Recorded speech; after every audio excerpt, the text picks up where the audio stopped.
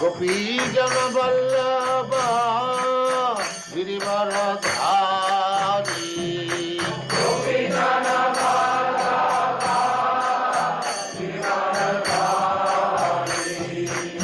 गोपी जन वल्लभ गिरिवरधारी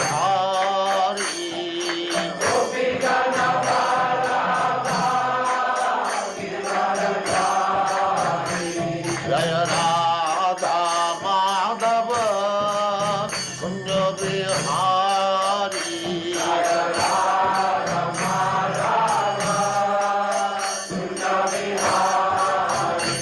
जय राधा माधव कुंज बिहारी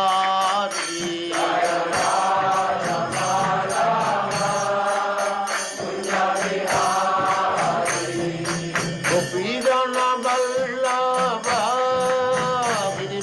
गिरिवरधारी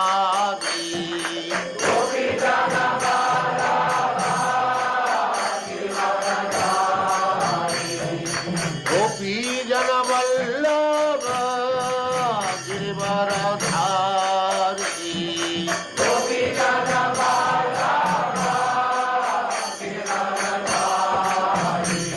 जय राधा माधव कुंज बिहारी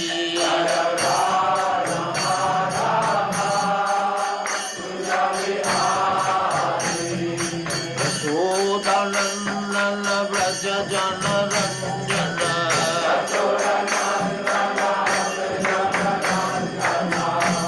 यशोदानंदन व्रज जन रंजन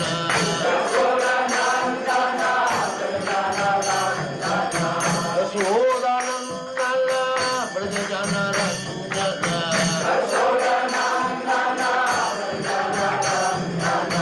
यमुना तीर वनचारी यमुना तीर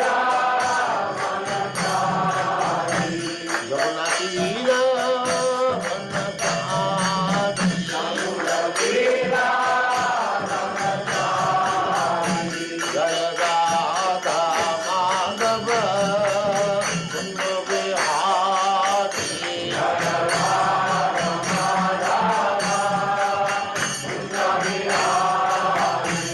जय राधा माधव कुंज बिहारी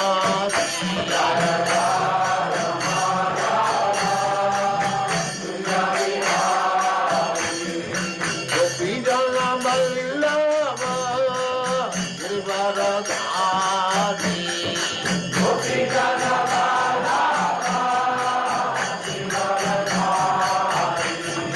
गोपी जन वल्लभ गिरिवरधारी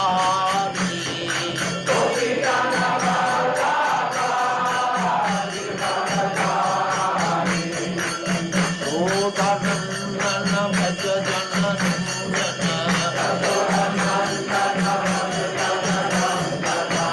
यशोदानंदन भज जन रंजन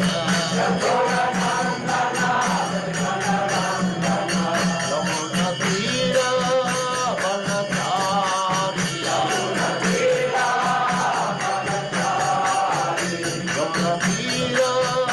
वनचारी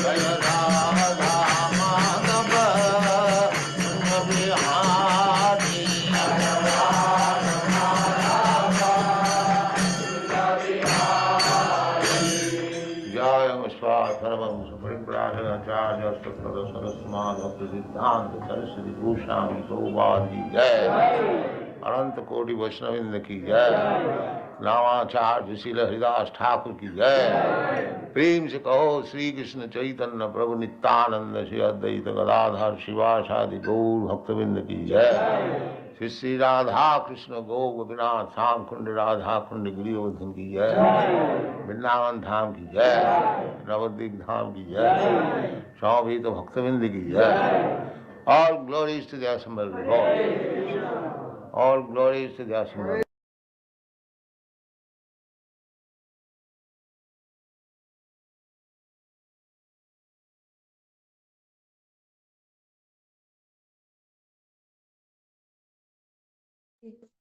ओम नमो भगवते वासुदेवाय।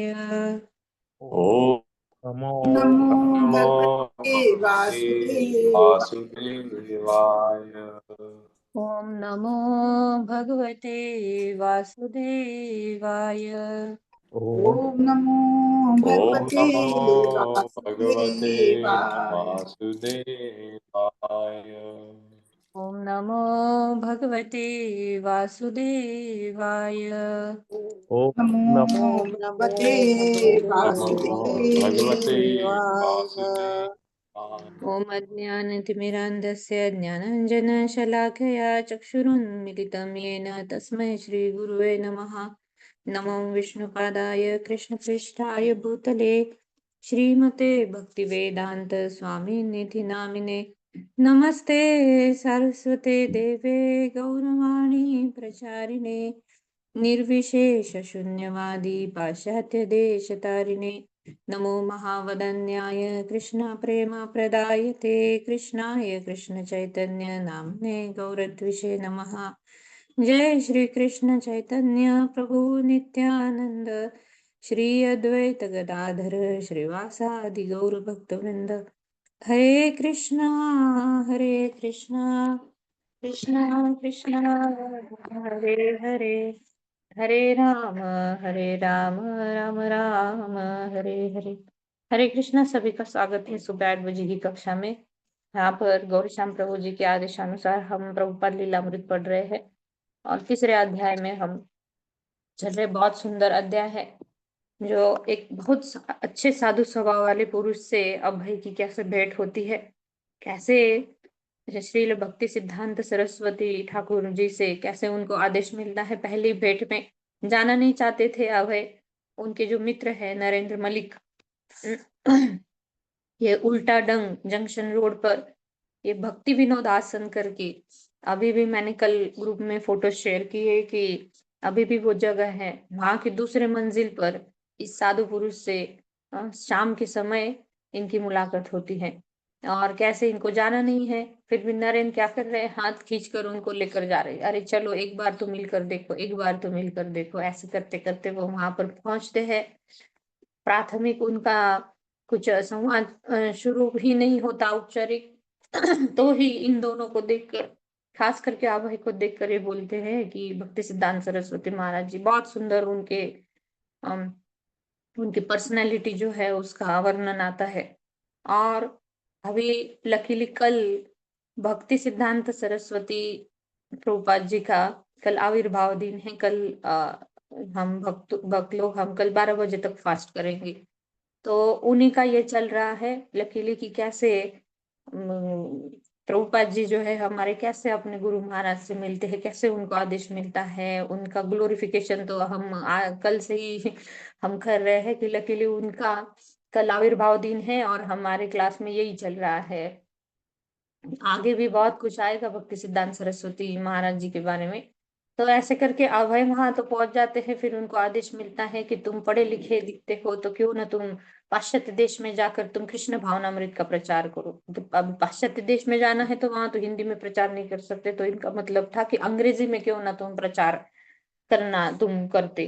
तो ऐसे करके और फिर कैसे उनको बहुत बड़ा जो सवाल था उनके आगे स्वतंत्रता का, अभय पूछ लेते हैं। फिर कैसे भक्ति सिद्धांत सरस्वती महाराज जी जो है उनको कैसे जवाब देते हैं उस बारे में कि कैसे अभी सबसे ज्यादा अर्जेंसी जो है वो क्या है, कृष्ण भावनामृत का प्रचार करना। अभय का प्रश्न था कि भारत को स्वतंत्र होना होगा। तो ऐसे वक्त में जब ब्रिटिश शासन जब चल रहा है, लोग अपने धर्म का ही पालन ढंग से नहीं कर रहे हैं, तो कैसे कृष्ण भावनामृत का वहां पर हम स्थापित कर सकते हैं इस तरह।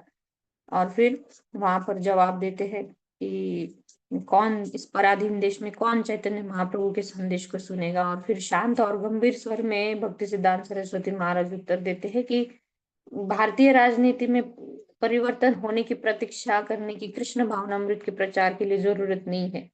ये बात पर निर्भर नहीं करता कृष्ण भावनामृत का प्रचार कि शासन कौन कर रहा है, सत्ता पर कौन है, और तभी हम कृष्ण भावनामृत का प्रचार करेंगे, ये जरूरी नहीं है। ये इतनी महत्वपूर्ण है कृष्ण चेतना कि अनन्य रूप से इतनी 2 बार आता है, महत्वपूर्ण है, अनन्य रूप से इतनी महत्वपूर्ण है कि वह प्रतीक्षा नहीं कर सकती। और ऐसे निर्भीकता से, इसीलिए लायन गुरु भक्ति सिद्धांत सरस्वती महाराज जी को लायन गुरु, सिंह गुरु बोला जाता है। ये निर्भीकता से अभय प्रभावित हो गए। और उस बहुत सुंदर आता है कि उल्टा डंग के उस छोटे से छत के अतिरिक्त, वहां पर जो एरिया है उसके अतिरिक्त समस्त भारत में खलबली थी, और सारा देश अभय के तर्क का समर्थन, मानो जैसे सारा देश अभय के तर्क का ही समर्थन कर रहा हो। अभय वहां पर बैठे हैं, जो तर्क उन्होंने रखा वो जगह को छोड़कर पूरा देश उसी तर्क का समर्थन कर रहा है। लेकिन सिर्फ उल्टा ढंग में जो वो जगह है, सिर्फ उसी जगह पर जो खलबली नहीं मची हुई है, वहां पर ही स्थिरता है, वहां पर ही धैर्य है, वहां पर ही शांति है, वहां पर ही जीवन का लक्ष्य है, वो सही लक्ष्य है, सही उद्देश्य है, वहीं पर वो दिख रहा था। कहाँ पर? जहाँ पर भक्ति सिद्धांत सरस्वती महाराज जी वहां पर जो व्याख्यान लेक्चर दे रहे थे, जहाँ पर भक्त लोग भी कुछ जमा हो गए थे, ऐसे करके। तो ऐसे हम आगे बढ़ेंगे अभी कि यहाँ से अभय उनकी निर्भीकता पर विस्मित हुए। कौन पढ़ेंगे आगे? प्रभु सुशील गुप्ता प्रभु जी, पढ़वाइए किसी से। हरे कृष्णा मते मैं पढ़ूं? हरे कृष्ण। है, हरे कृष्णा। रोहिणी माता जी आप पढ़ लीजिए। हरे कृष्णा देव। शिल प्रपात की जय। शिल प्रपात द्वारा तात्पर्य, अभय उनकी निर्भीकता पर विस्मित थे। वे ऐसी बात कैसे कह सकते थे? उल्टे दंड दंड की उस छोटी छत के अतिरिक्त समस्त भारत में खलबली थी और सारा देश अभय के तर्क का समर्थन करता लग रहा था। बंगाल की बहुत से प्रसिद्ध नेता, बहुत से संत, स्वयं गांधी जी, शिक्षित और आध्यात्मिक रुझान के लोग सभी वही प्रश्न करते जो अभय ने किया था। साधु की प्रासंगिकता को चुनौती देते हुए इतने पर भी वे हर वस्तु को, हर व्यक्ति को नकार रहे थे, मानो किसी का कोई महत्व ही न हो। शील भक्ति सिद्धांत कहते रहे, एक शक्ति का शासन हो और दूसरी का ये अस्थायी प्रसिद्ध है, किंतु शाश्वत वास्तविकता कृष्ण चेतना है और वास्तविक सत्ता आत्मा है। इसीलिए मनुष्यकृत कोई भी राजनीतिक व्यवस्था मानवता की वास्तव में सहायता नहीं कर सकती। वैदिक धर्म शास्त्रों का वही निर्णय है और आध्यात्मिक गुरुओं ने यही कहा है। यद्यपि हर व्यक्ति भगवान का शाश्वत सेवक है, किंतु जब वो अपने को अस्थायी समझने लगता है और अपने राष्ट्र को आराध्य मानता है, तब वो भ्रांति में पड़ जाता है। विश्व के राजनीतिक आंदोलनों के नेता, उनके अनुगामी, जिनमें स्वराज का आंदोलन भी शामिल है, इसी प्रकार की भ्रांति पैदा कर रहे हैं। वास्तविक कल्याणकारी का उद्देश्य, चाहे प्रभु जी ऊपर करें, वो व्यक्तिगत हो, सामाजिक हो या राजनीतिक हो, मनुष्य को दूसरे जन्म के लिए तैयार करना और शिव भगवान के साथ उसके शाश्वत संबंध को पुनः स्थापित करना होना चाहिए। शील भक्ति सिद्धांत सरस्वती इन विचारों को अपने लेखों में कई बार पहले व्यक्त कर चुके थे। चैतन्य महाप्रभु और उनके भक्तों जैसी उच्च श्रेणी के कल्याणकर्ता न होंगे।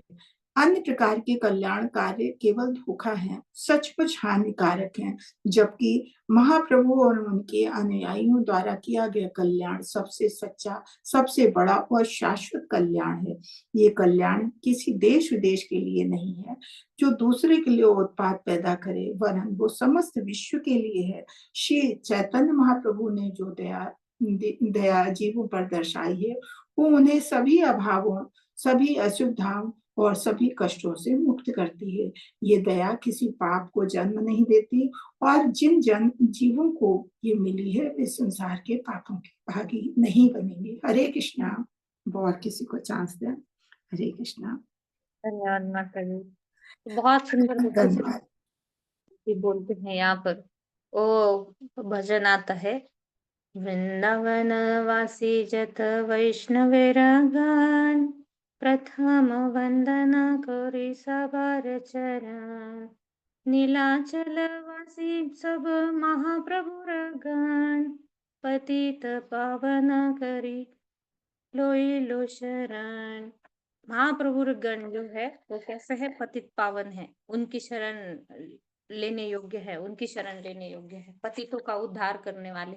बाकी सब जो है समाज सेवा, राष्ट्र सेवा, राजनीति की जो सत्ता है, भले ही दिखे ये समाज का कल्याण कर रहा है, लेकिन हमें भी पता है, हम देखते आए हुए हैं, यहाँ पर सीनियर डिवोटीज भी है, उनको अब पूरा जीवन भर उनको ये अनुभव रहा है कि एक सत्ता आएगी, दूसरी सत्ता आएगी, वो जो सत्ता पर जो है वो बोलेगा कि मैं ये कल्याण करूंगा, वो कल्याण करूंगा, उसके पीछे उसका खुद का स्वार्थ होता है।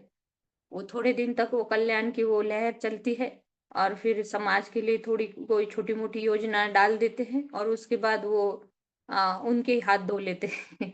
तो इस तरह ये वास्तविक कल्याण जो है, एक जीवात्मा का वास्तविक कल्याण, जैसे समुद्र में कोई पड़ा है तो कपड़े से प्रभुपाद जी अपने तात्पर्य में लिखते हैं कि किसी को बचाना है तो उसको कपड़े को आप बचाओगे या फिर उसके शरीर को बचाओगे। हाँ, तो बचाने की कोशिश हम शरीर को करेंगे, कपड़े भले ही उसके बचे ना बचे, शरीर भी वो महत्वपूर्ण है। इसीलिए किसी का कल्याण है तो उसका आप शरीर का कल्याण करोगे या फिर उसके आत्मा का उद्धार करोगे। तो इस तरह ये अन्य प्रकार के कल्याण कार्य केवल धोखा है, सचमुच हानिकारक है। ये भले ही भक्ति सिद्धांत सरस्वती महाराज जी अपने लेख में ये लिख चुके थे, कल्याण किसी देश या विशेष के लिए नहीं जो दूसरे के लिए उत्पाद पैदा करे। ये कल्याण कैसे हो रहा है, एक समुचित देश के लिए, समुचित समाज के लिए, लेकिन जहाँ पर कृष्ण भावनामृत का प्रचार है वो पूरे विश्व का कल्याण कर देगा, वो पूरे मानव जाति का। और यहाँ तक कि संकीर्तन आंदोलन ऐसा है कि जो जानवर, जो पेड़ पौधे सुनेंगे उनका भी कल्याण है, महाप्रभु खुद इसमें कहते हैं अपनी शिक्षाओं में। तो इस तरह तो चैतन्य महाप्रभु ने जो दया जीवों पर दर्शाई है वह उन्हें सभी अभाव, सभी सुविधाओं और सभी कष्टों से मुक्त करती है। जो कृष्ण भावना भावित हो जाता है उसके लिए तो कोई अभाव है ही नहीं, वो पूरा संतुष्ट हो जाता है, कोई असुविधाएं भी उसके लिए नहीं बचती। क्योंकि सामान्य जीवन, उसका सादा जीवन और उच्च विचार जब उसका जीवन बन जाता है इस तरह, तो कोई उसके लिए असुविधाएं भी नहीं है। और सभी कष्टों से मुक्ति जब भगवान का आश्रय लेता है तो कितने भी कष्ट आने दो, भगवान का आश्रय है, भगवान का हाथ है, भगवान के चरण कमलों में हम शरणागति ले चुके हैं, तो कष्ट भी आते हैं तो वो कष्ट भी उसको कैसे लगते हैं, एक भाला लगने वाला था वो कांटे के जैसे लगते हैं कि हाँ मेरे पुराने जन्मों के कुछ कर्म होंगे उसके कारण मुझे कष्ट मिल रहा है, लेकिन भगवान का हाथ मेरे ऊपर है तो वो कष्ट भी मुझे कैसे लग रहे हैं, वो एक कांटा चुभने जैसा लग रहा है। वह दया किसी पाप को जन्म नहीं देती, ऐसा दया से कोई पाप नहीं उदित होता, क्योंकि समाज सेवा, राष्ट्र सेवा, इसके पीछे कोई ना कोई पाप वो हो ही जाता है, कोई ना कोई गलत कार्य हो ही जाता है, भले ही उसको लगे कि हाँ हम ये कार्य कर रहे हैं, लेकिन उसके पीछे कोई ना कोई तो पाप हो ही जाएगा।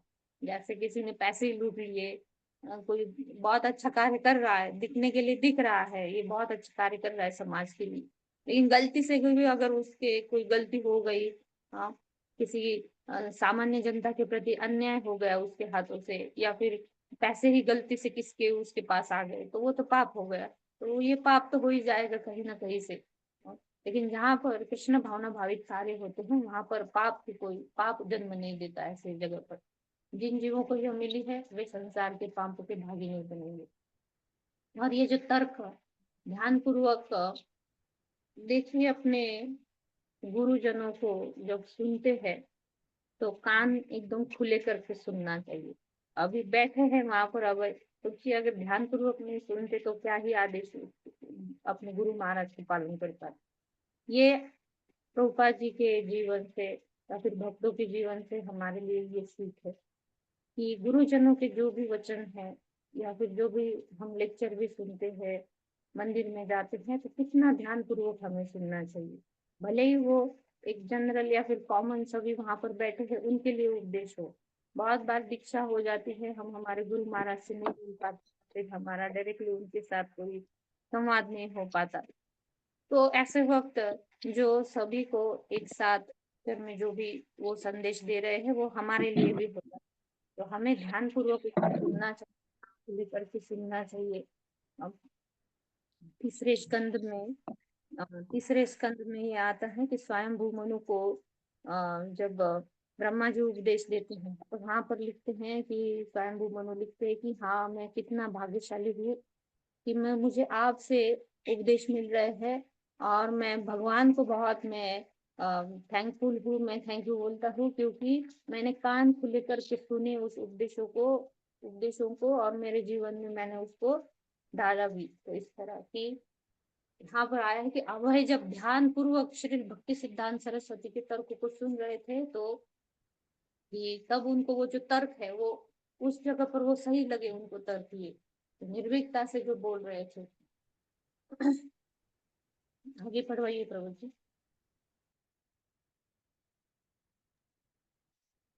हरे कृष्णा सुशील प्रभु जी। हरे कृष्णा। प्रभु जी जी। आपकी बात नहीं पंडित जी, आप हरे कृष्णा दंड प्रणाम। हरे कृष्ण। श्रील प्रभुपाद के जय।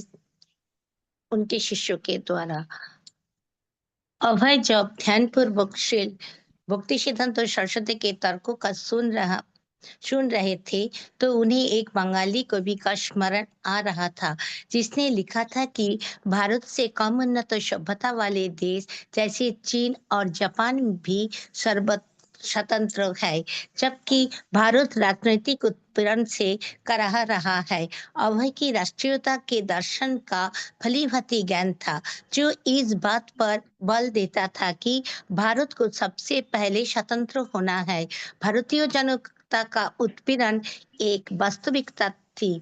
निरपराध नागरिकों का अंग्रेजों द्वारा संहार एक वास्तविकता थी और स्वतंत्रता से ही जन कल्याण होगा। आध्यात्मिक जीवन का विलास था जिसका उपभोग केवल आजादी के बाद हो सकता था। उस समय ब्रिटिश शासन से राजनीतिक स्वतंत्रता प्राप्त करना ही प्रासंगिक आध्यात्मिक आंदोलन था। जनता का पक्ष ही स्वयं में भगवान था। तो भी चूंकि अभय का पालन पोषण एक वैष्णव के रूप में हुआ था, श्रील भक्ति सिद्धांत जो कुछ कह रहे थे वो उन्हें अच्छा लग रहा था। अभय इस निष्कर्ष पर पहुंच चुके थे कि यह अन्य साधुओं की तरह कोई संदिग्ध चरित्र वाला साधु नहीं है। वे श्रील भक्ति सिद्धांतों के वचनों की सच्चाई को की परख कर चुके थे।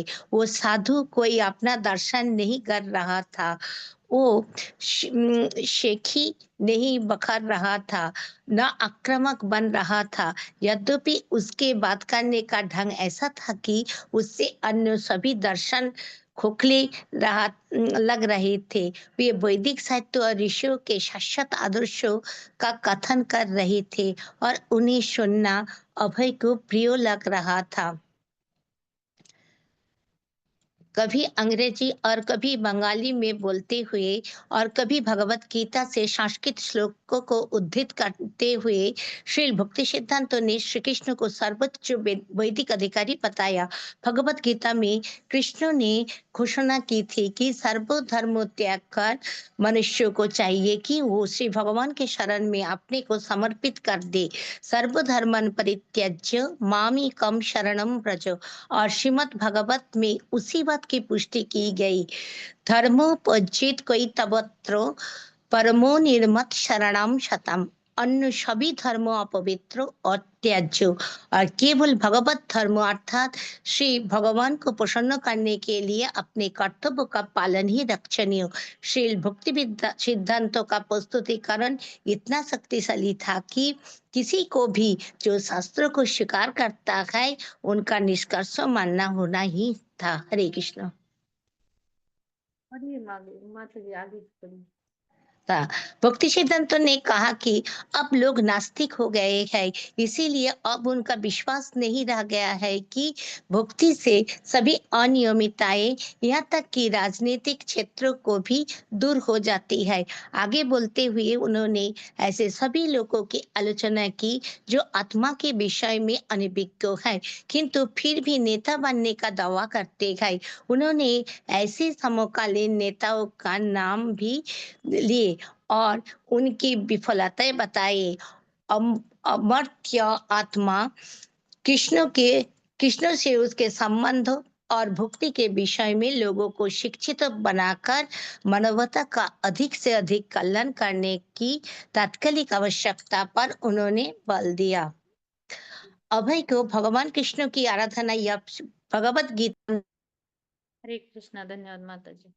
तो ये जो भी सीख मिल रही थी अभय को वहां पर, कि जो भी भक्ति सिद्धांत सरस्वती महाराज जी कह रहे थे वहां पर कि ये जो एक शक्ति का शासन हो अथवा दूसरा शक्ति का शासन हो, वो क्या है, अस्थायी परिस्थिति है। और जो भी भक्ति सिद्धांत सरस्वती महाराज जी के वचनों में जो सच्चाई का अनुभव कर रहे थे, वहां पर सच्चाई दिख रही थी उनको। क्या क्या उन्होंने देखा भक्ति सिद्धांत सरस्वती महाराज में, उन्होंने, अभय ने, कि वो जो साधु है वो कोई अपना खुद का दर्शन नहीं गढ़ रहा है, वो शास्त्रों के द्वारा वो वहां पर स्थापित कर रहा है, वो अपना शेकी नहीं बगा रहा है, ना ही वो आक्रामक बन रहा है कि जैसे स्वतंत्रता आंदोलन में जैसे आक्रामकता का उन्होंने वो भी बेस देखा कि कैसे वो नेताएं जो है वो आक्रामक बन जाते हैं। ना ही उनके बात करने का ढंग ऐसा था कि अन्य सभी दर्शन खोखले लगे, कि ना ही वैदिक साहित्य और ऋषि के शाश्वत आदेशों का वो कथन कर रहे थे, कि अपने मनमाने ढंग से नहीं बोल रहे थे, वो वैदिक शास्त्रों के आधार पर बोल रहे थे। इसलिए अभय को उन्हें सुनना बहुत प्रिय लगा, क्योंकि बचपन से ही अभय को वो संस्कार थे वैदिक शास्त्रों का, वैदिक संस्कृति का। और कभी अंग्रेजी में और कभी बंगाली भाषा में बोलते हुए भगवत गीता से जो संस्कृत श्लोक उन्होंने सामने रखे, सर्वधर्मान् परित्यज्य मामेकं शरणम, सही में धर्म क्या है, धर्म प्रोजित कैतवत्र, जो कैतव धर्म है उसको त्याग दो। परमो निर्मत्सराणाम सताम, जो परम भगवान है, जो, तो उनकी सेवा करना यही सबसे बड़ा धर्म है। फिर इसे उन्होंने शास्त्रों से ऐसे प्रमाण रखे, अमर्त्य आत्मा है, कृष्ण से जो संबंध है, और भक्ति का विषय जो उन्होंने रखा, भक्ति का बीज वहां पर बोया जा रहा था, वो उल्टा डंग के उस भक्ति विनोद आसन के दूसरे मंजिल पर जो वहां पर बैठक बैठी थी, वहां पर ये भक्ति का बीज बोया जा रहा था। कि कैसे भक्ति के विषय में लोगों को शिक्षित बनाकर मानवता से अधिक कल्याण क्या है, किसी की आत्मा का कल्याण करना, ये मानवता। ये भी आता है कि हाँ, उस वक्त स्वतंत्रता भी जरूरी थी, क्योंकि आध्यात्मिक बीज बोने के लिए, कि जब तक स्वतंत्रता नहीं मिलेगी तब तक ये लोगों के मन स्थिर नहीं होंगे, इनका जीवन स्थिर नहीं होगा, नहीं ये आध्यात्मिक जीवन को अपना पाएंगे। स्वतंत्रता भी जरूरी थी, लेकिन उसी के साथ साथ ये भक्ति का बीज, कृष्ण भावनामृत का बीज बोना भी उस वक्त बहुत जरूरी था। ऐसा भक्ति सिद्धांत महाराज जी वहां पर बोल रहे हैं। कि भक्ति सिद्धांत महाराज जी बोलते हैं कि क्या, कि लोग अब नास्तिक हो गए हैं, उनका विश्वास नहीं रह गया, इसलिए भक्ति से सभी अनियमितताएं, यहाँ तक कि राजनीतिक क्षेत्र से भी वो दूर हो जाते हैं लोग। इस तरह की ये जो समाज में अव्यवस्था फैली हुई थी, तो इसका ऐसे परिणाम दिख रहा था। तो आवश्यकता क्या थी, इनका आध्यात्मिक कल्याण, मानवता का अधिक से अधिक कल्याण करने की तात्कालिक आवश्यकता पर उन्होंने बल दिया। जो क्या था, अधिक से तात्कालिक आवश्यकता सबसे अर्जेंसी थी, आध्यात्मिक चेतना उनकी जागृत करना। स्वतंत्रता भी उतनी जरूरी थी, और उससे भी ज्यादा थी उनकी आध्यात्मिक चेतना जागृत करना। इस तरह आगे पढ़ेंगे प्रभु जी। हरे कृष्ण। अशोक प्रभु जी पढ़ लीजिए। धन प्रभु, हरे कृष्ण। अशोक प्रभु जी। हरे कृष्णा माता जी, हरे कृष्णा। सबका सभी को धन्यवाद प्रणाम। शीला प्रभुपाद जी की जय। शीला प्रभुपाद जी के संबंध में, अभय को भगवान कृष्ण की आराधना या भगवत गीता में उनके उपदेश भूले नहीं थे, और उनका परिवार भगवान चैतन्य महाप्रभु की पूजा हमेशा से करता आया था। उन्हीं के मिशन का आख्यान भक्ति सिद्धांत सरस्वती कर रहे थे। गौड़ीय मठ के लोग जिस तरह कृष्ण की पूजा करते थे, उसी तरह उन्होंने भी जीवन भर कृष्ण की पूजा की थी, और वो कृष्ण को कभी भूले नहीं थे। लेकिन वैष्णव दर्शन का ऐसा सशक्त प्रस्तुतिकरण सुनकर वे विस्मित हो गए। पढ़ाई, विवाह, राष्ट्रीय आंदोलन और अन्य मामलों में लिप्त होते हुए भी वे कृष्ण को कभी नहीं भूले थे। किंतु भक्त सिद्धांत सरस्वती अब उनको उनमें उनकी मूल कृष्ण चेतना को जगा रहे थे और इस आध्यात्मिक गुरु के वचनों को सुनकर वे न केवल कृष्ण का स्मरण कर रहे थे, वरन अपने में कृष्ण चेतना को हजारों गुना, लाखों गुना समृद्ध अनुभव कर रहे थे। बचपन में अभय ने जो नहीं सुना था, जगन्नाथपुरी में जो उनके लिए अस्पष्ट था, कॉलेज में जिससे वे विरत थे, पिता ने जिससे उन्हें बचाया था, वो सब उनकी प्रतिक्रिया स्वरूप भावनाओं में उमड़ आया और वे उसे बनाए रखना चाहते थे। वे विजित अनुभव करने लगे, लेकिन उन्हें ये पसंद आया। अचानक उन्हें अनुभूति हुई कि वे कभी पहले पराजित नहीं हुए थे, परंतु इस पराजय से कोई हानि नहीं थी, ये बहुत बड़ा लाभ था। तो शील प्रभुपाद, मैं वैष्णव परिवार से था, इसलिए उनके प्रचार का मूल्य मैं समझ नहीं सकता था। बात तो वे हर एक से करते थे, लेकिन मुझ में उन्होंने कुछ विशेष पाया और उनके तर्क और उनकी प्रस्तुतिकरण शैली में मेरा विश्वास जम गया। मैं विस्मय से अभिभूत था, मेरी समझ में बात आ गई, ये एक उपयुक्त व्यक्ति है जो वास्तविक धार्मिक विचार दे सकता है। देर हो गई। अभय और नरेन को उनसे बात करते 2 घंटे हो गए। एक ब्रह्मचारी ने उनकी खुली हथेली पर कुछ प्रसाद रखा और वे कृतज्ञतापूर्वक उठे और अनुमति लेकर चले गए। वे सीढ़ी से नीचे उतरकर सड़क पर जा आ गए। रात अंधेरी थी, यत्र-तत्र बत्तियां जल रही थीं और कुछ दुकानें खुली थीं। अभय ने बड़े संतोष के साथ उस सब पर विचार किया जिसे उन्हें कभी अभी सुना था। शील प्रभुपाद की इस व्याख्या का कि स्वतंत्रता का आंदोलन अस्थायी और अधूरा निमित्त है, अभय पर गहरा प्रभाव हुआ। उन्होंने अनुभव किया कि वे राष्ट्रवादी कम और भक्ति सिद्धांत सरस्वती के अनुयायी अधिक हैं।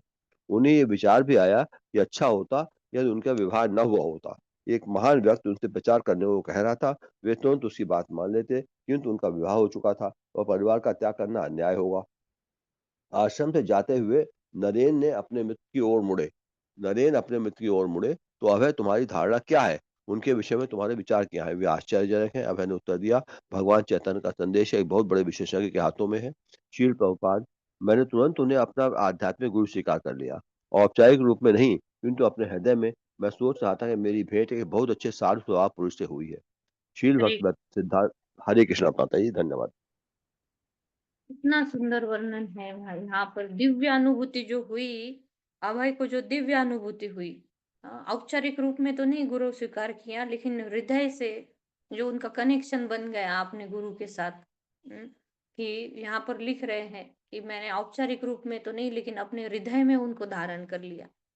गुरु को धारण करना, बहुत भक्तों को लगता है दीक्षा हो जाने के बाद वो हमारे गुरु है। नहीं, दीक्षा के लिए भले ही आप लो 5 साल लो, 6 साल लो, 8 साल लो, 10 साल लो, या फिर 1 साल में दीक्षा हो, गुरु को हृदय में धारण करना और गुरु के उपदेशों का जैसे ही आप धारण कर लेते हैं गुरु के, हाँ ये मेरे गुरु हैं, इनके जो वचन हैं उनको मैं पालन करूंगा, तभी समझ लीजिए आप दीक्षा हो गई है आपकी। कि तभी से आप उनके आदेशों का पालन कर रहे हैं, उनके वचनों का पालन कर रहे हैं, हृदय से आप उनसे जुड़ गए।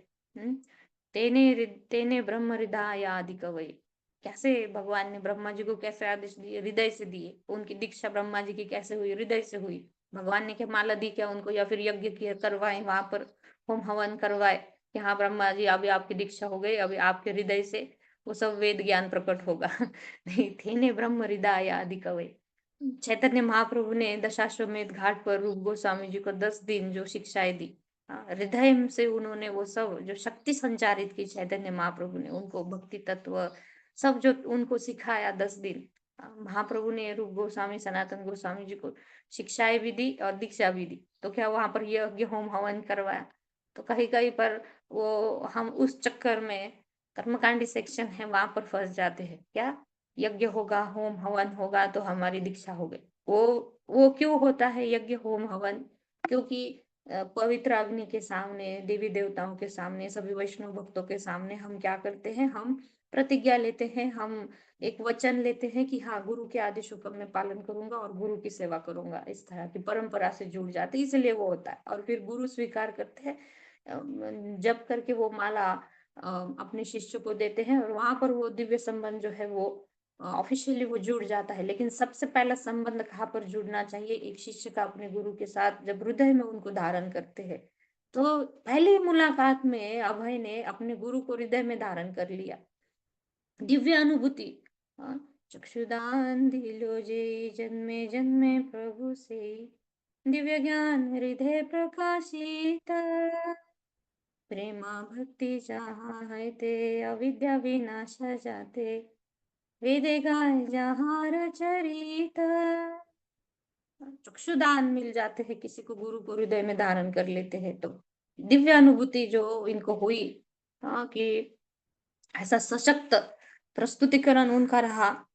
हमने पिछले पैराग्राफ में चर्चा भी की कि क्या क्या गुण उन्होंने देखे भक्ति सिद्धांत सरस्वती महाराज में और उनके वो प्रस्तुतिकरण में। ना ढोंगी है, ना अपना ही तर्क को रख रहे हैं, वो वैदिक शास्त्रों से वो दे रहे हैं और वो जो सही बताना चाहिए वो बता रहे हैं। और कैसे क्या क्या उनकी समस्याएं थी अभय के जीवन में। पढ़ाई, जैसे हमने देखा उन्होंने डिग्री उन्होंने लेने से मना किया, विवाह हो गया, अभी तो बोल रहे थे वहां से निकलने के बाद उनको लगा कि क्यों मैंने शादी की, शादी नहीं करता तो मैं इस साधु पुरुष के इस आंदोलन में मैं वो अपने को समर्पित कर देता। लेकिन ठीक है, अभी शादी हो गई है तो वो जिम्मेदारी भी है। और राष्ट्रीय आंदोलन और अन्य मामलों में लिप्त होते हुए भी वे कृष्ण को कभी नहीं भूले। हाँ, ये हर एक का ये उद्देश्य जीवन का होना चाहिए कि कितनी भी समस्या है, बहुत सारा जीवन में हलचल मची है, लेकिन कृष्ण को कभी नहीं भूलना चाहिए। और जो सुप्त कृष्ण, हर किसी में वो कृष्ण भावना है, हर किसी में वो सुप्त है। क्यों? क्योंकि जीव का जो शाश्वत संबंध है वो कृष्ण से है। जीवात्मा जो है वो आध्यात्मिक ममैवांश जीवलोके जीवभूत सनातन, भगवान के अंश है सभी जीवात्माएं, उनका शाश्वत दिव्य संबंध भगवान से जुड़ा हुआ है। लेकिन इस भौतिक जगत में माया के प्रभाव में आने के कारण वो अपना संबंध भूल चुका है। कृष्ण भावना अमृत, तो प्रभुपाद जी हमेशा बोलते थे कि कृष्ण चेतना जो है वो अंदर सुप्त अवस्था में है, उसको क्या करना है, जगाना है, बाहर से अंदर नहीं डालना है किसी को। वो अंदर है, लेकिन जैसे ही हम भगवान कृष्ण के बारे में हम सोचने लगते हैं, भक्तों का संग करने लगते हैं, भक्ति करने लगते हैं, वो कृष्ण चेतना जो है वो जागृत होने लगती है। ऐसे अभय जब अपने गुरु महाराज के संग में गए तो वो कृष्ण चेतना जो है वो दिव्य अनुभूति, ऐसे नहीं कि पहले नहीं था वो सब, लेकिन वो अनुभूति जो है, जैसे मैंने बताया कल भी की शास्त्र हम पढ़ते हैं, सभी पढ़ रहे हैं, सभी को पता है जीवन का लक्ष्य क्या है, क्या करना है, भक्ति ही परो धर्म है, लेकिन वो दिव्य अनुभूति नहीं है ना, कैसे करे, कहाँ आगे जाए, कोई प्रेरणा नहीं है पीछे हमारे। तो गुरु जब मिल जाते हैं तो वो प्रेरणा आ जाती है, वो करने के लिए दिव्य अनुभूति वो आ जाती है। तो इस तरह वो दिव्य अनुभूति उनको अपने गुरु के वचनों को सुनकर उनको वो सब वो स्मरण आने लगा था। न केवल कृष्ण का स्मरण कर रहे थे, वरन अपने में कृष्ण चेतना के हजारों लाखों गुना समृद्ध अनुभव कर रहे थे। बीज कहाँ पर संग लेते हैं वैसा बीज मिलता है। अगर राजनीतिक लोगों के साथ संग करोगे तो बीज वैसा मिलेगा, या फिर बहुत ज्यादा देश प्रेमियों के साथ संग करोगे। देखिए 15 अगस्त 26 जनवरी आती है तो वो देश की भावना हृदय में उमड़ने लगती है, देश के लिए क्या करे क्या नहीं, बाकी दिनों में नहीं होती, लेकिन दिन भर वो सुनते रहते तो वो देश प्रेमी की भावना, वो बीज बीज वहां पर वैसा पड़ता है। असत लोगों के संग, कर्मियों का संग करेंगे तो वैसा बीज मिलेगा, साधु पुरुषों का संग मिले करेंगे तो वैसा बीज मिलेगा। तो इस तरह की जो कृष्ण भावनामृत वो सुप्त थी, वो एक भगवान के श्रेष्ठ भक्त के संग में आने के कारण वो जो बीज है वो अंकुरित होने लगा, वो उमड़ने लगा, वो जो लाखों गुना समृद्ध अनुभव कर रहे थे अभय।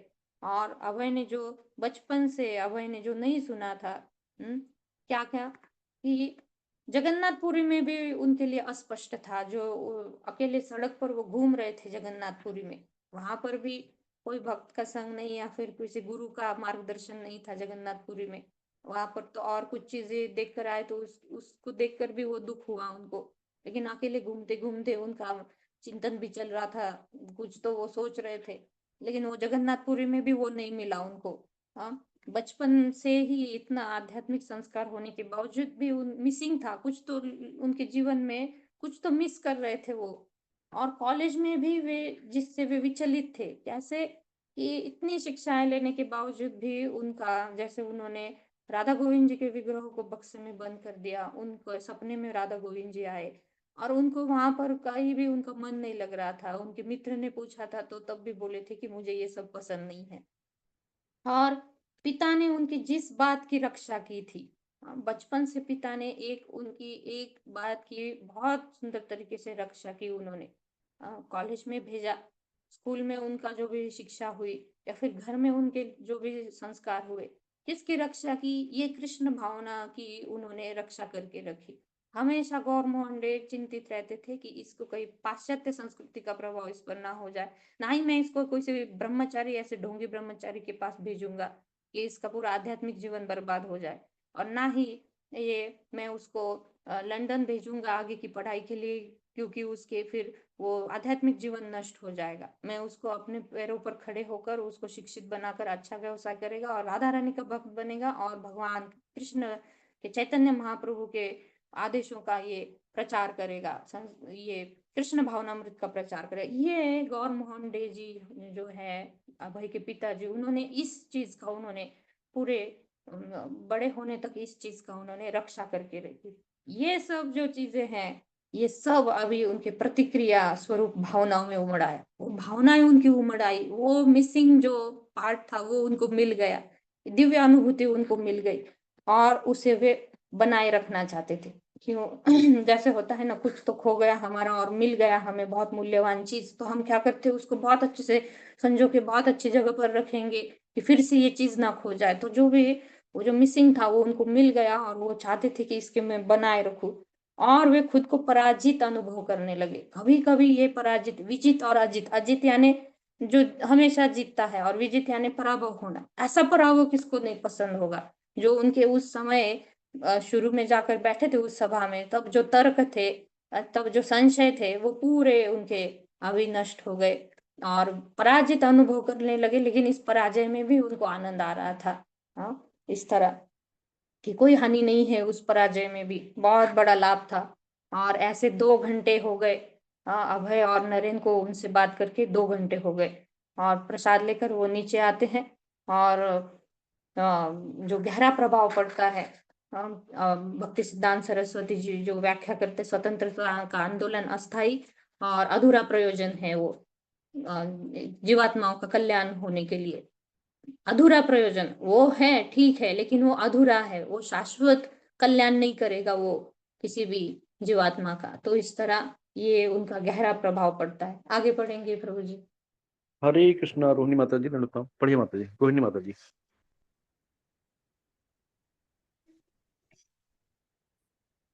रोहिणी माता जी, रश्मि माता जी, हरे कृष्णा।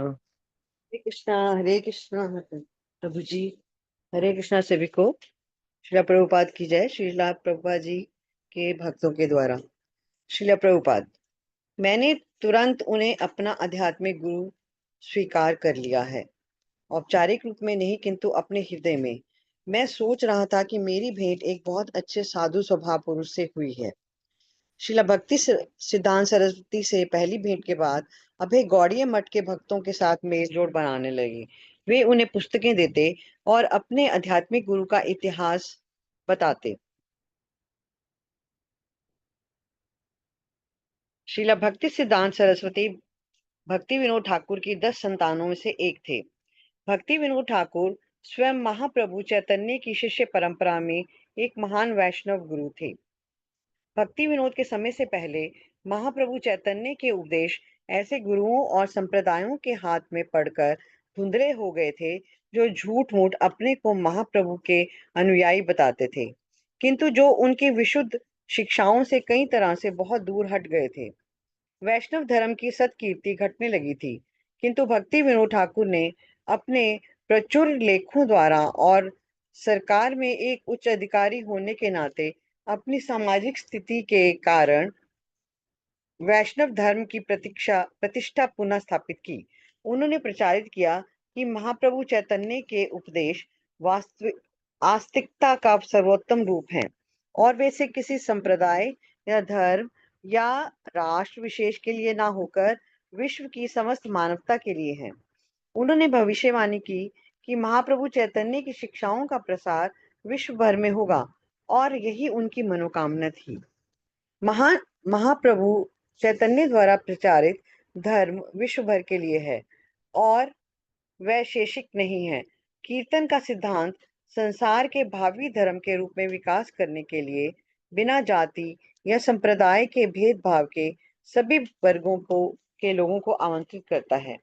ऐसा लगता है कि यह विश्व भर में फैल जाएगा और संप्रदायवादी धर्मों का स्थान ले लेगा, जो बाहरी लोगों को मस्जिद, वर्ष और चर्च और मंदिर से दूर रखते हैं। महाप्रभु चैतन्य का आगमन केवल भारत के कुछ लोगों के उद्धार के लिए नहीं हुआ, वरन उनका मुख्य उद्देश्य सभी देशों के सभी प्राणियों का उद्धार करना और शाश्वत धर्म का प्रचार करना था। चैतन्य भागवत में महाप्रभु चैतन्य कहते हैं, मेरे नाम का गान हर कस्बे, देश और गांव में होगा। उनके इस निर्विवाद आदेश का निस्संदेह पालन होगा। यद्यपि अभी तक कोई विशुद्ध वैष्णव समाज अस्तित्व में नहीं आया है, तो भी महाप्रभु चैतन्य की भविष्यवाणी कुछ ही दिनों में सत्य सिद्ध होगी, ऐसा मुझे विश्वास है। क्यों नहीं? आरंभ में कोई भी वस्तु नितांत विशुद्ध नहीं होती, अपूर्णता से ही पवित्रता का जन्म होगा। ओह, वह दिन जब भाग्यशाली अंग्रेज, फ्रांसीसी, रूसी, जर्मन और अमेरिकन जनता पताकाएं, मृदंग और करताल लेकर अपने कस्बों और सड़कों में कीर्तन का स्वर ऊंचा करेंगी। वह दिन कब आएगा? एक प्रमुख मजिस्ट्रेट होने के नाते भक्ति विनोद जिम्मेदारी सरकारी अधिकारी थे। वे भगवान जगन्नाथ के मंदिर के अधीक्षक भी थे और 10 बच्चों के पिता थे। इन दायित्वों का भार वहन करते हुए भी वे कृष्ण भक्ति का प्रचार असाधारण स्फूर्ति के साथ करते थे। शाम को ऑफिस से घर आने पर वे भोजन करते और 8 बजे से आधी रात तक सोते, तब उठ जाते और सवेरा होने तक लिखने का कार्य करते। उन्होंने अपने जीवन में 100 से अधिक पुस्तकें लिखी, जिनमें बहुत सी अंग्रेजी में थीं, और उनकी देनों तक महत्वपूर्ण देन यह है कि जगन्नाथ बाबा जी और गौर किशोर दास बाबा जी के सहयोग से उन्होंने कलकत्ता से लगभग 90 किलोमीटर उत्तर स्थित मायापुर में भगवान चैतन्य के ठीक जन्म स्थान का पता लगाया। कृष्णा भारत राधा में कृष्ण। हरे तो कृष्ण मत हरे कृष्ण यहाँ पर माता जी। उनके सरस्वती महाराज जी की जो जीवनी है उनके बारे में बताया जा रहा है। जो उनके पिताजी है भक्ति विनोद ठाकुर जी, एक जिम्मेदार मैजिस्ट्रेट थे, इतने विद्वान। और इनको भक्ति विनोद ठाकुर जी को 7वें गोस्वामी कहा जाता है, क्योंकि जो 6 गोस्वामी है हमारे, वो 6 गोस्वामियों ने वृंदावन की लीला स्थलियों को खोजा, और भक्ति विनोद ठाकुर जी ने क्या किया, जो चैतन्य महाप्रभु का जन्म स्थान है उसको उन्होंने खोजा। और सिर्फ ऐसा नहीं कि वहां पर तुलसी के पेड़ पौधे दिखे और किसी से उन्होंने पूछा, ऐसा भी नहीं। उन्होंने पीछे जाकर, मैजिस्ट्रेट थे, उन्होंने पूरा उसका सब मैप्स, जो भी पुराने जो नक्शे थे, उन नक्शों को भी उन्होंने प्रमाण के साथ रखा कि नक्शों में भी चैतन्य महाप्रभु का जन्म कहाँ पर हुआ, वो जगह कहाँ पर है। उनको भक्ति विनोद ठाकुर जी को आज भी मायापुर में जो भक्ति विनोद ठाकुर जी का जो घर है, वहां पर कोई जाते हैं, आप में से बहुत सारे भक्त गए होंगे, मैं तो अभी तक नहीं गई हूँ, गए होंगे, उन्होंने देखा होगा कि वो जगह जहां से उनको वो दूर से वो नदी के पार से, गंगा नदी के उस छोर से उनको वो दिव्य प्रकाश दिखता है। और वहां से आवाज उनको आने लगती है, और उनको ये कि वहां से एक बड़ा सा मंदिर, और वहां पर बहुत सारे लोग कीर्तन करते हुए वहां से हरि नाम का ध्वनि सुनाई दे रही है, बहुत दिव्य प्रकाश दिख रहा है, ऐसे उनको वो दिव्य दर्शन पहले से ही हो जाता है भक्ति विनोद ठाकुर जी को। और गौर किशोर दास बाबा जी महाराज और जगन्नाथ दास बाबा जी महाराज, इनके सहयोग से वो कैसे चैतन्य महाप्रभु की जो जन्मस्थली है उसको खोजते हैं, इसीलिए उनको भक्ति विनोद ठाकुर जी को हमारे 7वें गोस्वामी बताया जाता है उनको। तो इस तरह, और महाप्रभु का जो ये प्रचार है, पृथ्वी ते आछे नगरादिग्राम सर्वत्र होइबे, सर्वत्र प्रचार होइबे मोरा नाम, ये महाप्रभु का ये आंदोलन था, महाप्रभु का ये लक्ष्य था कि पृथ्वी ते आज नगरादिग्राम, पृथ्वी पे, भारत पे आज ऐसे नहीं लिखा उन्होंने, ऐसे नहीं बोले भारत पे आज है नगरादिग्राम, क्या लिखा, क्या बताए, पृथ्वी ते आज है नगरादिग्राम, पूरे पृथ्वी पर। कृष्ण के ऊपर किसी एक का कि हिंदू हैं, भारत में पैदा हुए हैं, तो उन्हीं का अधिकार है, नहीं, पूरे विश्व पर, क्योंकि सभी भगवान के ही अंश है, भगवान ही सभी के पिता है, तो सभी का हक है, तो सभी को ये पृथ्वी पर पूरे सभी सभी जगह प्रचार होना चाहिए। तो ये यहाँ पर बताया है कि भक्ति सिद्धांत सरस्वती जी जो है वो भक्ति विनोद ठाकुर जी के 10 संतानों में से एक थे। अभी गृहस्थ आश्रम में होते हुए भी भक्ति विनोद ठाकुर जी का जीवन इतना दिव्य था कि एक लोगों को लगता है कि ब्रह्मचारी आश्रम में है, संन्यास आश्रम में है तो ये जल्दी से कोई भगवत प्राप्ति कर सकता है, लेकिन गृहस्थ आश्रम भी कोई कैसे हम उद्देश्य को पूरा कर सकता है। वर्ण हो आश्रम हो वो सभी क्या है, एक साधन है भगवत प्राप्ति के। वर्णाश्रम भगवान ने बताया गुण और कर्मों के आधार पर उन्होंने स्थापित किए। भगवान ने भगवत गीता के 4थे अध्याय में पढ़ते हैं हम, गुण कर्म विभागशा क्यों बनाए, क्योंकि वर्णाश्रम का मूल उद्देश्य है संसिद्धि हरितोषणम, भगवान हरि को प्रसन्न करके भगवत प्राप्ति करना, ये वर्णाश्रम का लक्ष्य। तो गृहस्थ आश्रम में होते हुए भी भक्ति विनोद ठाकुर जी अपने परम लक्ष्य की तरफ कैसे हम रहे। अपने बच्चे 10 बच्चे थे, उसमें से एक ये थे भक्ति सिद्धांत सरस्वती महाराज। उनका बचपन का नाम क्या था भक्ति सिद्धांत सरस्वती महाराज जी का? किसी को याद है? मुझे याद नहीं आ रहा है उनका नाम क्या था, किसी को याद है? भक्ति सिद्धांत सरस्वती महाराज जी का बचपन का नाम तो किसी को याद आए तो डाल दीजिए चैट बॉक्स में। तो इन्होंने कैसे गृहस्थ आश्रम का अच्छे से पालन किया। भक्ति विनोद ठाकुर जी इतना टैलेंटेड थे कि कितने वर्षों वर्षों से जो कोर्ट की केसेस जो ऐसे ही पड़ी रहती थी, जिसका अभी तक कोई उसका रिजल्ट नहीं निकला है, वो सिर्फ चुटकी में वो 1-2 घंटे में वो सब केसेस को सॉल्व कर देते थे वो। और अंग्रेज इनसे इतने प्रभावित थे कि भक्ति विनोद ठाकुर जी को अपना जो आध्यात्मिक जीवन है वो अत्यधिक प्रिय था। वो अपने पूरे व्यस्त समय में से वो ऐसा नहीं कि अपने दिन भर के समय में से कुछ समय उन्होंने भगवान की भक्ति के लिए निकाला, नहीं, उनका पूरा समय भगवान के भक्ति के लिए था। उसमें से कुछ समय निकालकर वो अपना भौतिक पद जो था उसका वो कर्तव्य का वो पालन कर रहे थे। हम लोगों का जीवन कैसा है, हमारे पूरे भौतिक जीवन में से कुछ समय भक्ति के लिए निकालते हैं, लेकिन ऐसे दिव्य जो श्रेष्ठ भक्त है भगवान के, उनका पूरा समय जो है दिन वो पूरा भगवान की भक्ति के लिए रहता है, लेकिन उसमें से कुछ समय निकालकर वो जी कुछ बहुत प्रसाद दत्त नाम था, विमल प्रसाद दत्त। विमल प्रसाद, विमल नाम था इनका। विमल प्रसाद दत्त जी। हाँ जी, विमल प्रसाद दत्त।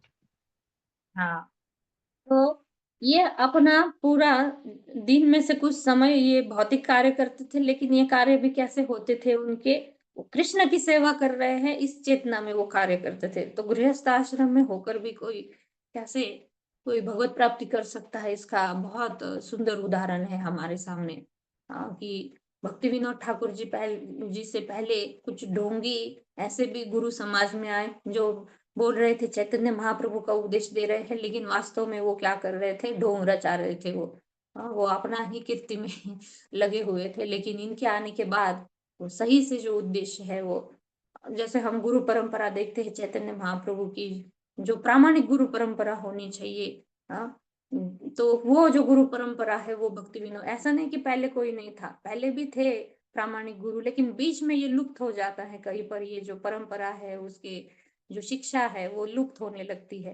कोई प्रभावित गुरु ऐसा अगर नहीं आ पाता कि वो स्थापित नहीं कर पाता, हाँ, तो फिर बीच में ये लुप्त होने लगता है, और फिर ऐसे भगवान के दिव्य भक्त जो है वो ऐसे प्रकट होते हैं और उसको पुनः स्थापित करते हैं। जैसे हमारे श्रील प्रभुपाद जी ने पुनः स्थापित किया भगवान के संदेशों को एज इट इज।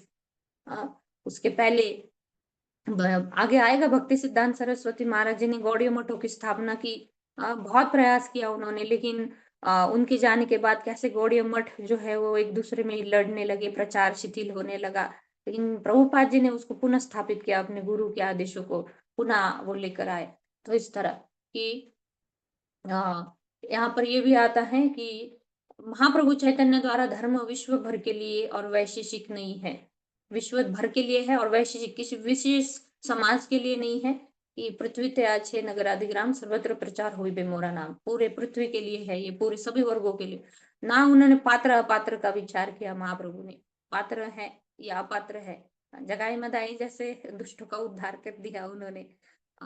तो इस तरह ये जो है ऐसा वो प्रचार, जो भक्ति विनोद ठाकुर जी जब आए तो वैसा प्रचार होने लगा। और जो भक्ति विनोद ठाकुर जी ने जो दिव्य दर्शन किया उस वक्त वो विमल 7 वर्ष के थे, और वो विमल ने भी वो दर्शन किए थे तभी।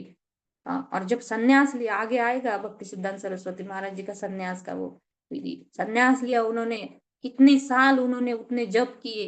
हाँ, अपने आप को उन्होंने आध्यात्मिक बल से उन्होंने अपने आप को पुष्ट किया और फिर प्रचार में उतरे। इस तरह पढ़वाइए प्रभु जी आगे।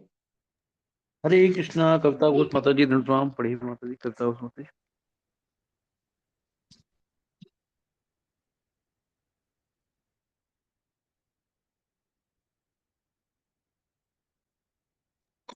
हरे कृष्ण प्रभु जी। हरे कृष्ण माता जी। हरे कृष्ण जी माता जी पढ़िए। जी। श्रील प्रभुपाद की जय। श्रील प्रभुपाद के शिष्यों के द्वारा भारत में गौड़ीय वैष्णव धर्म के सुधार के लिए प्रयत्न करते हुए उन्होंने भगवान चैतन्य से प्रार्थना की, आपकी शिक्षाओं की बहुत अवमानना हुई है, मेरे वश में नहीं है कि मैं उनकी पुनर्स्थापना करूं। और उन्होंने एक पुत्र के लिए प्रार्थना की कि जो उनके प्रचार कार्य में उनकी सहायता कर सके। जब 6 फरवरी 1874 को जगन्नाथपुरी में भक्ति विनोद ठाकुर को भक्ति सिद्धांत सरस्वती की पुत्र प्राप्ति हुई तो वैष्णवों ने यही समझा कि यह उनकी प्रार्थनाओं का फल है। जब भक्ति सिद्धांत सरस्वती का जन्म हुआ तो उनकी नाभि नाड़ी ब्राह्मणों द्वारा धारण किए जाने वाले यज्ञोपवीत की तरह गले से लिपटी हुई और छाती पर फैली थी। उनके माँ बाप ने उनका नाम विमल प्रसाद रखा। जब विमल प्रसाद 6 मास के थे तो जगन्नाथ उत्सव के रथ भक्ति विनोद के दरवाजे पर रुक गए और 3 दिन तक नहीं चल सके। भक्ति विनोद ठाकुर की पत्नी बच्चे को रथ तक लाई और जगन्नाथ जी की श्री विग्रह के सामने गई। बच्चे ने तत्क्षण अपनी बाहें फैलाई और भगवान जगन्नाथ के चरण छुए। तुरंत भगवान के श्री विग्रह से एक माला उसके ऊपर गिरी और वह कृत मंगल हुआ। जब भक्ति विनोद ठाकुर को ज्ञात हुआ कि उनके पुत्र के ऊपर एक माला गिरी है तो उन्हें विश्वास हो गया कि यह वही पुत्र है जिसके लिए उन्होंने प्रार्थना की थी। एक दिन जब विमल प्रसाद केवल 4 वर्ष के बच्चे थे, उनके पिताजी ने उन्हें इसलिए हल्की सी फटकार बताई कि वे एक आम बिना उसे भगवान कृष्ण को अर्पित किए खा गए थे। विमल प्रसाद ने यद्यपि तब वे केवल बच्चे थे इसे भगवान के प्रति अपना अपराध माना और उन्होंने फिर आम न खाने की सौगंध ले ली। इस सौगंध का निर्वाह उन्होंने आजीवन किया।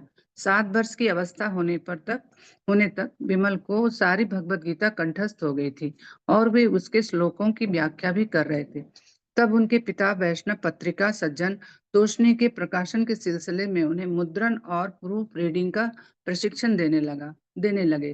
पिता के साथ उन्होंने बहुत से तीर्थ स्थानों की यात्राएं की और वहां के विद्वान पंडितों के प्रवचन सुने। छात्र के रूप में विमल को पाठ्य पुस्तकों के स्थान पर अपने पिता की लिखी पुस्तकें पढ़ना अधिक पसंद था।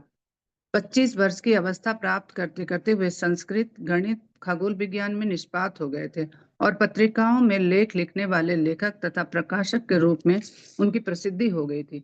सूर्य सिद्धांत नामक पुस्तक में प्रदर्शित विद्वता के कारण वे सिद्धांत सरस्वती की उपाधि से विभूषित हुए। जब वे 26 वर्ष के थे तब उनके पिता ने प्रसिद्ध वैष्णव संत गौर किशोर दास बाबा जी से उन्हें दीक्षा दिलाई। बाबा जी ने उन्हें अन्य कार्यों को छोड़कर परम सत्य के प्रचार का उपदेश दिया।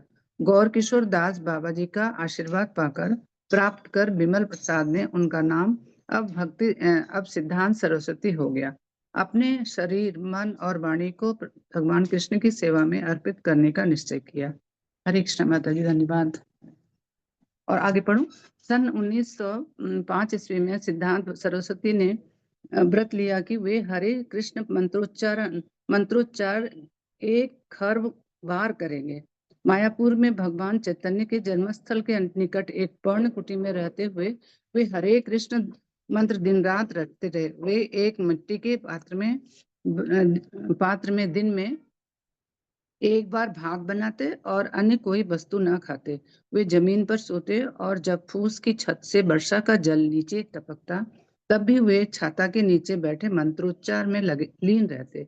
सन 1911 ईस्वी में जब उनके वृद्ध पिता बीमार पड़े थे तो सिद्धांत हरे कृष्णा। धन्यवाद माता जी। ये तपस्या थी भक्ति सिद्धांत सरस्वती महाराज की और ये दिव्यता भी थी, उनके जन्म की ये दिव्यता थी कि कैसे भक्ति विनोद ठाकुर जी जो है ऐसे एक बच्चे के भगवान से प्रार्थना कर रहे थे कि जो एक बहुत अच्छा भक्त हो और कृष्ण भावनामृत का प्रचार करे, महाप्रभु के चैतन्य महाप्रभु के उपदेशों का प्रचार करे। और ये दिव्यता थी ये तभी जब विमल 6 मास की थी, सिर्फ एक 6 महीने का बच्चा देखिए, कि जगन्नाथ जगन्नाथ जी का रथ जो है वो वहां पर आके रुकता है और वो आगे नहीं बढ़ रहा है। जगन्नाथ जी का रथ 3 दिन वहीं पर रुका रहा, जगन्नाथ जी का रथ। और जब उनकी पत्नी भक्ति विनोद ठाकुर जी की पत्नी उनको वहां पर लेकर आई और जगन्नाथ जी के विग्रह के सामने लेकर आई, तो तत्क्षण वो बच्चे ने 6 मास का बच्चा था, सिर्फ 6 महीने का, उसने अपनी बाहें फैलाई और जगन्नाथ जी के जैसे चरण छूते हैं वो तभी वो रथ वहां से हिला। और एक माला भी जो है वो भगवान के श्री विग्रह से एक माला उनके ऊपर गिरी और वो कृत मंगल हो गया। और फिर भगवती विनोद ठाकुर जी को ये प्रूफ मिला उनको कि हाँ यही वो दिव्य बच्चा है, ये भगवान का ही प्रसाद है, भगवान ने दिया है। 4 वर्ष के बच्चे थे और गलती से वो भगवान को भोग लगाए बिना वो आम खा लेते हैं और उनके पिताजी जो है वो उनको थोड़ा सा डांटते हैं कि भगवान को भोग नहीं लगाया और तुमने खा लिया। अभी इन्होंने इतना निर्धार कर लिया कि भगवान को भोग लगाए बिना मैंने आम खा लिया, ये कैसे, मैंने ये गलत। 4 साल के बच्चों को, और तो बच्चों को तो कुछ भी नहीं पता होता, 4 साल के बच्चों को वहां पर वो व्रत ले लेते हैं कि जीवन भर वो उस व्रत को धारण करते कि कभी फिर भक्ति सिद्धांत सरस्वती महाराज जी ने कभी जीवन भर में कभी फिर से उन्होंने आम नहीं खाया। इस सौगंध का वो निर्वाह उन्होंने आजीवन किया। और सज्जन तोषणी जो भक्ति विनोद ठाकुर जी ने जो सज्जन तोषणी वैष्णव पत्रिका जो शुरू की थी, ये आगे भी भक्ति सिद्धांत सरस्वती महाराज जी ने गौड़िया मठ में भी ये सज्जन तोषणी का प्रकाशन होता रहा। और अभी देखिए 7 वर्ष की आयु में भगवत गीता कंठस्थ होना तो ठीक है कि ये दिव्य बच्चा है और भगवत गीता कंठस्थ कर ली, लेकिन कोई प्रूफ रीडिंग कर रहा है अपने पिताजी के जो लिखावट है उसमें प्रूफ रीडिंग कर रहा है, कोई गलती है या नहीं, या फिर कहीं पर वो करेक्शन करना, ऐसा 7 साल के बच्चे को ऐसा प्रशिक्षण मिल रहा था। और पिताजी ही खुद भक्त है तो उनके साथ साथ उन्होंने अनेक तीर्थ यात्रा भी की, अनेक महाजनों के उन्होंने प्रवचन सुने। तीर्थ यात्रा में जाकर क्या करना है, यही करना होता है। वहां पर जाकर तीर्थों में स्नान करने से वो बाहरी शुद्धिकरण हो जाएगा, लेकिन अंदरी शुद्धिकरण जो है, चेतना का शुद्धिकरण जो है वहां पर जो तीर्थं करोति तीर्थानी, जो भगवान के महान भक्त है उनके द्वारा जब हम श्रवण करते हैं तो वो श्रवण कानों से जो श्रवण करते हैं दिव्य उपदेशों को, तो उससे हमारा चेतना का शुद्धिकरण होता है। सिर्फ जाकर स्नान करके आए उससे तो बाहरी पाप तो नष्ट हो गए, लेकिन अंदर से चेतना का शुद्धिकरण कैसे होगा? चेतना ही मलिन है तो कितने ही बार स्नान करके आओ, वापस से वो पाप कर्मों में लगेगा, कोई व्यक्ति अपराध करेगा, पाप करेगा। तो इस तरह तो इन्होंने क्या किया, अपने पिताजी के साथ तीर्थ स्थानों का भी भ्रमण किया और वहां पर जाकर महाजनों से उन्होंने दिव्य संदेश उपदेशों को भी सुना। और जैसे साधारण बच्चे होते हैं, हमारे बच्चों का तो पूरा कबड़ भर जाता है बुक किताबों से। तो अभी तो जैसे हालात देखे हम बच्चों का, वो 1 साल में इतना क्या ही पढ़ पाएंगे, इतने तो बुक्स दे देते हैं स्कूल से। इंजीनियरिंग और कोई डॉक्टर बन रहा है तो उसके तो किताबें पूछिए ही मत। हाँ, लेकिन इनका जीवन कैसा था? पाठ्य पुस्तकों के स्थान पर पिताजी की लिखी हुई पुस्तकें पढ़ना। भक्ति विनोद ठाकुर जी के इतने महान दिव्य ग्रंथ है, जैसे जैसे उन्होंने जैव धर्म करके बहुत सुंदर ग्रंथ है उनका, जैव धर्म है, माधुर्य कादम्बिनी है, पूरा भक्ति के विषय में भर भर के लिखा है, भगवान के बारे में, भक्ति के विषय में। और 25 वर्ष के अवस्था में ऐसे उन्होंने विद्वान थे, इतनी विद्वत्ता उन्होंने प्राप्त की थी अपने पिताजी के आशीर्वाद से कि इन्होंने संस्कृत, गणित और खगोल विज्ञान, जो कॉस्मोलॉजी है, इतने निष्णात थे कि उनको जो सिद्धांत जो उपाधि मिली, इस कारण उनको सिद्धांत की उपाधि मिली थी। पहले ही उनको सिद्धांत की उपाधि मिली थी। ये सिद्धांत उन्होंने स्थापित किए। ये सूर्य सिद्धांत जो उन्होंने बुक लिखी, ये कोई साधारण किताब नहीं है। ये पूरे विश्व भर में, सिर्फ भारत में नहीं, विश्व भर में जो कॉस्मोलॉजी या फिर जो खगोल ज्ञान जो है, जो पढ़ते हैं, सूर्य सिद्धांत यानी सूर्य के भ्रमण के अनुसार कैसे पूरा उन्होंने जो काल चक्र हो या फिर नक्षत्र तारे ये कैसे घूमते हैं, कैसे उनका गणित में भी इतने निष्णात थे कि पूरा उन्होंने मैथमेटिकली उन्होंने वो पूरा अपने सिद्धांत स्थापित किए उस ऐसे इतने पुराने मतलब इतने सालों पहले। हाँ, अभी तो ठीक है, अभी तो इतनी फैसिलिटी है, इतनी शिक्षा पद्धति अभी आगे बढ़ चुकी है, कंप्यूटर है, एआई है, लोग पढ़ते हैं, सीखते हैं, कैलकुलेटर है, सभी चीजें है। इन तब के काल में इन्होंने ऐसी किताब लिखी, ऐसे सिद्धांत स्थापित किए। आज भी बहुत सारे ज्योतिष शास्त्र या वैदिक कॉस्मोलॉजी को पढ़ने वाले, ऐसा नहीं कि भारत में ही पढ़ा जाता है, फॉरेनर्स आकर भी ऐसे शास्त्रों को पढ़ते हैं। हमारे जीव गोस्वामी जी के कुछ ग्रंथ है वो अभी भी पाश्चात्य देशों की लाइब्रेरी में, भारत में नहीं पढ़े जाते थे, वो पाश्चात्य देशों के लाइब्रेरी में वो पहले से ही थे, और जीव गोस्वामी जी के अभी भी वो ग्रंथ पढ़े जाते हैं। ऐसे भक्ति सिद्धांत सरस्वती महाराज जी ने ये सूर्य सिद्धांत जो है वो नामक पुस्तक प्रदर्शित की, और इनको सिद्धांत सरस्वती की उपाधि से विभूषित की हुए। वो ऐसा नहीं कि भक्त हैं तो भक्ति कर रहे, लेकिन वही उन्होंने जो भी शिक्षा प्राप्त की वो भी भगवान की सेवा में कैसे लगी उनकी। ये उन्होंने सूर्य सिद्धांत नामक पुस्तक प्रकाशित किया और 26 वर्ष के हो गए अभी विमल प्रसाद जो है, अभी तो उनको सिद्धांत सरस्वती उपाधि मिली, अभी 26 वर्ष के हुए, 26 ईयर्स के। और फिर गौर किशोर दास बाबा से उनकी दीक्षा हुई। वो दीक्षा का भी ऐसे कोई साधारण दीक्षा नहीं थी। अभी हम क्या, हमारे लिए इस्कॉन में तो इजी हो गया है, 6 महीने शेल्टर फॉर्म भरो, 6 महीने प्रैक्टिस करो और तुरंत गुरु से फिर 1 साल बाद, 6 महीने बाद, 1 साल बाद वो दीक्षा तुरंत हो जाती है। हमारे लिए तो इतना फैसिलिट किया है, इतना सभी सुविधाएं दी है। हमारे तो दीक्षा के फॉर्म भी भरवा कर लेते हैं और हमारे ऊपर ध्यान रखते हैं, ट्रेनिंग देते हैं, और हमें हमें तुरंत वहां पर बुलवाते हैं और हो गई हमारी दीक्षा। ऐसे नहीं हुई थी विमल प्रसाद की दीक्षा, ऐसे नहीं हुई थी। गौर किशोर दास बाबा जी मना कर रहे थे, कितनी बार उन्होंने भक्ति सिद्धांत शायद मुझे याद है 14 बार रिजेक्ट किया था गौर किशोर दास बाबा जी। और इन्होंने इतनी सेवा की, उनकी इतनी सेवा की कि आगे जाकर फिर गौर किशोर दास बाबा जी ने उनको दीक्षा दी। दीक्षा देने के बाद उन्होंने ऐसा ऐसा उन्होंने ये तप करने का उन्होंने ऐसा वचन लिया कि उन्होंने कितने खरब यहाँ पर आया था, कितने खरब उन्होंने नाम जप किए। 1 खरब उन्होंने हरे कृष्ण महामंत्र का, उन्होंने 1905 में उन्होंने ऐसा व्रत लिया कि मैं 1 खरब, मायापुर में चैतन्य महाप्रभु का जन्म स्थल है, वहां पर एक पूर्ण बनाई उन्होंने, और वहां पर दिन रात जप करते थे। एक मिट्टी के पात्र में वो एक बार भात बनाते थे, और दिन में एक ही बार भात बनाते थे, और उतना ही खाते थे वो। जहां तक मैंने सुना है और भक्ति सिद्धांत सरस्वती महाराज जी के बारे में, वो अपने हाथ ऐसे पीछे बांध लेते थे और नीचे झुककर उस पात्र में से जितना भी वो अपने मुंह में गया उतना ही वो पाते थे प्रसाद।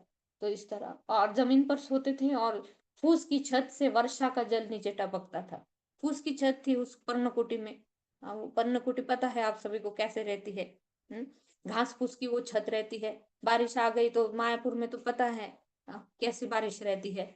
इतनी जोरदार बारिश रहती, बड़े बड़े बूंदे रहती, और वो छत से टपकने लगे तो वो छाता लेकर बैठकर हरे कृष्ण महामंत्र का जप कर रहे, छाता लेकर बैठकर एक हाथ में छाता पकड़े हुए हैं, और एक हाथ से उनका हरे कृष्ण कृष्ण कृष्ण हरे हरे, हरे राम राम राम हरे हरे, ऐसे नाम जप कर रहे हैं। उन्होंने प्रतिज्ञा ली थी कि 1 खरब नाम जप करूंगा। वैसे अपने को तपो दिव्य पुत्र का ये न सत्वम, भागवत में आता है, ऐसे उन्होंने तपा दिया अपने को। शुद्ध क्या नहीं थे वो पहले, इतना दिव्य पुत्र है। जगन्नाथ जी का रथ वहां पर रुक जाता है, विग्रह से, श्री विग्रह से माला उनके गले में गिर जाती है। 7 साल की आयु में भगवत गीता कंठस्थ हुई है। अपने अपने पिताजी के वो सब प्रूफ रीडिंग कर रहे हैं, जिन्होंने भक्ति सिद्धांत उपाधि, सिद्धांत सरस्वती उपाधि जिनको मिल गई, जिन्होंने ऐसा दिव्य ग्रंथ प्रस्तुत किया सूर्य सिद्धांत नामक। क्या वो शुद्ध नहीं है?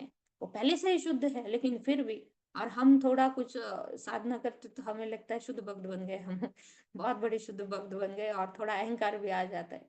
ये क्या शुद्ध नहीं थे? फिर भी उन्होंने क्या किया, गौर किशोर दास बाबा जी महाराज जी से दीक्षा लेने के बाद 1 खरब नाम जप, और ऐसी अवस्था में, ऐसा भी नहीं कि हमारे पास तो सभी सुविधाएं है, अच्छे से घर में बैठकर अच्छे से नाम जप कर सकते हैं, लेकिन इन्होंने क्या किया, भगवान चैतन्य महाप्रभु की जन्मस्थली में पर्णकुटी में रहते हुए बारिश आ रही है, दिन में एक बार ही वो कुछ मिट्टी के बर्तन में भात बनाकर उसका वही उतना ही पा रहे हैं, वो और नाम जप कर रहे हैं, अपने को इतना तपा दिया, इतना दिव्यता उन्होंने प्राप्त कर ली।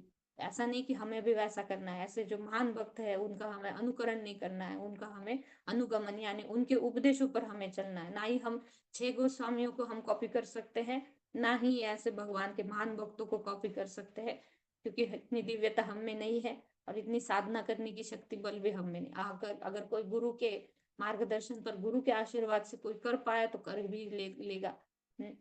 जैसे मेरा, मैं खुद के बारे में बोल रही हूँ, आप लोग तो है बहुत अच्छे भक्त, लेकिन मैं मेरे बारे में ही बोलूंगी कि इतनी दिव्यता तो नहीं है, इतना तो तपोबल नहीं है। तो हमें क्या करना है, इनके बताए गए उपदेशों के ऊपर हम थोड़ा भी चल पाए तो वही हमारे जीवन की सार्थकता है। ऐसे ये भक्ति सिद्धांत महाराज जी की ये जीवनी है, आगे भी हम कल पढ़ेंगे। कल तो इनका आविर्भाव दिन है, यहीं पर रुकेंगे। वांछा कल्पतरुभ्यश्च कृपा सिंधुभ्यैव च पतितानां पावनेभ्यो वैष्णवेभ्यो नमो नमः। अनंत कोटि वैष्णव वृंद की जय। श्री प्रभुपाद जी की जय। नामाचार्य श्री हरिदास ठाकुर जी की जय। हरे कृष्णा कृष्ण कृष्णा हरे हरे, हरे राम राम राम हरे हरे। किसी का कोई प्रश्न है, कुछ ऐड करना चाहते हैं तो आप कर सकते हैं।